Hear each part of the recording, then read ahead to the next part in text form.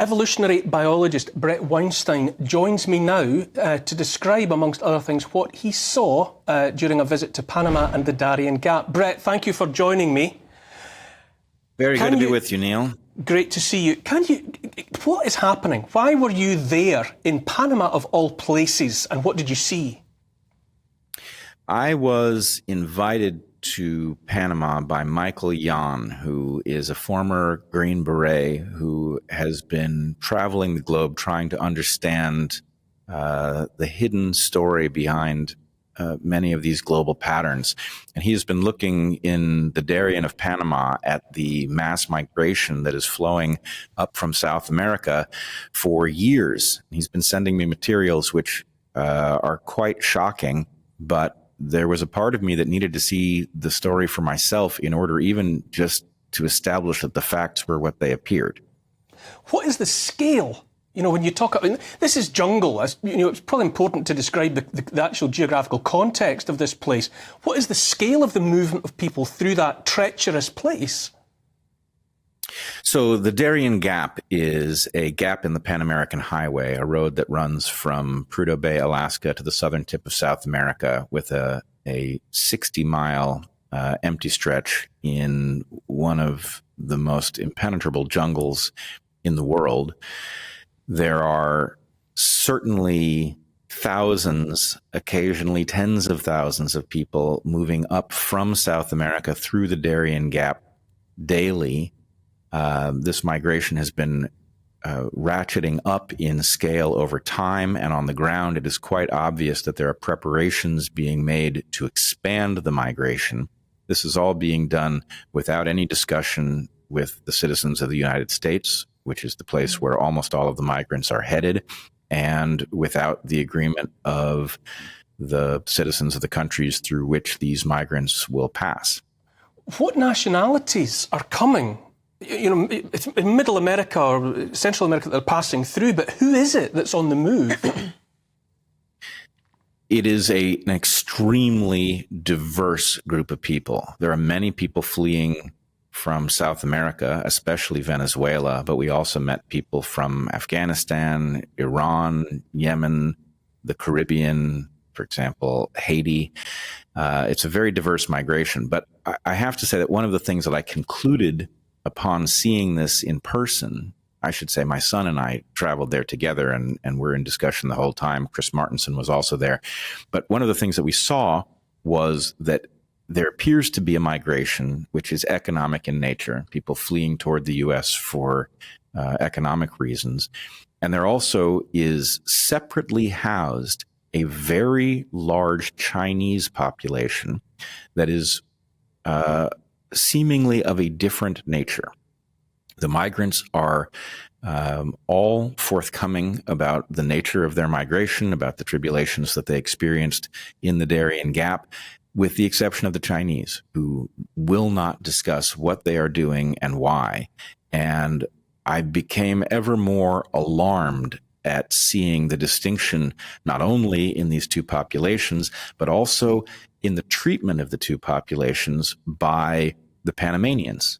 The Panamanians allowed us to range freely across the migrant camps that involved people flowing in from all over the world. At the Chinese camp, we were not allowed in, and we were not allowed to take any pictures. So we did take some, but they were done covertly. And the distinction is something that really is hard to appreciate until you've seen it in person. It's a big question, and I don't suppose there are any unequivocal answers you can give, but what's your assessment of what is happening there? In particular, why are many, many thousands of young Chinese men travelling to Middle America to head north? Well, because they are not forthcoming, we have to speculate. I would say one thing that is true is that there is a kind of hostility that comes from the Chinese migrants when one attempts to engage them in conversation. I find that very surprising. If this was a migration of people either fleeing an oppressive regime or seeking a better life in America, you would expect them to be curious about Americans and to want to interact with these people from a culture that they aspire to join. I got none of that from these migrants. They were cagey, not forthcoming, and seemed interested in deliberately misleading us. At one point, one person tried to trick Michael Yan, who has lived in China, into believing that he was from Korea. And when Michael tripped him up and got him to speak Chinese reflexively, there was laughter among his compatriots. So this felt, it's frightening to see a disproportionately young male population of what appear to be Chinese nationals moving towards the U.S. without our awareness. Now, in a past life almost, well, you are an evolutionary biologist, which gives you that perspective on everything that you look at.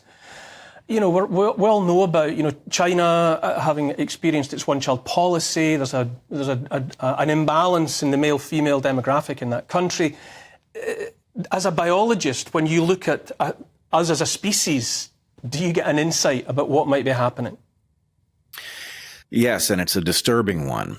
There's a principle in biology and evolution that sex ratios tend to default to 1-to-1. And the reason for that is because although males and females are different in the way they reproduce, on average, they produce the same number of offspring. So when a population has a surplus of males, it makes sense to produce a female. And when it has a surplus of females, it makes sense to produce a male.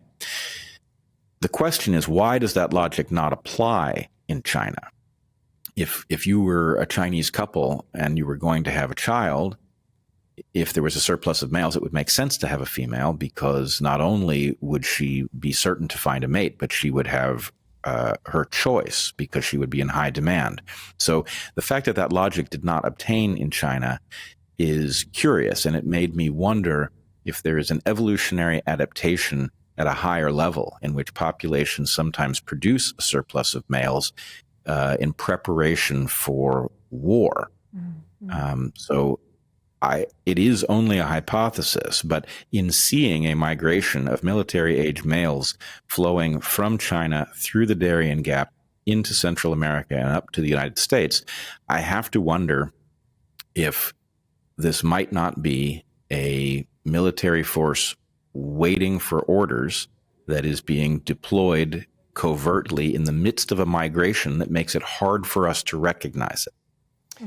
Jasmine Birtles, Bret, Jasmine's with me in the studio. How do you feel listening to that story, that reflection on sights seen? Well, it does mirror what I've been hearing, actually, particularly in the US. I've certainly heard of Chinese nationals coming over, as Bret says, young men, just men, and they've been offered to have their passports fast-tracked, their nationalisation fast-tracked, if they will join the army.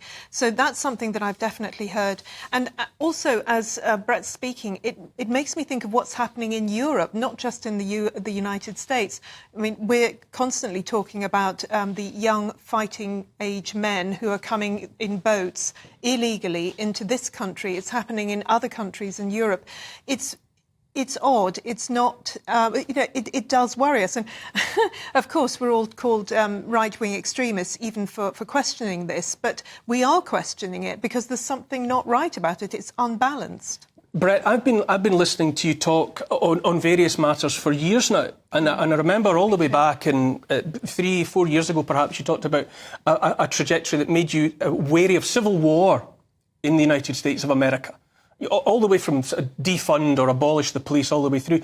Are you still joining dots that lead to that kind of internecine conflict?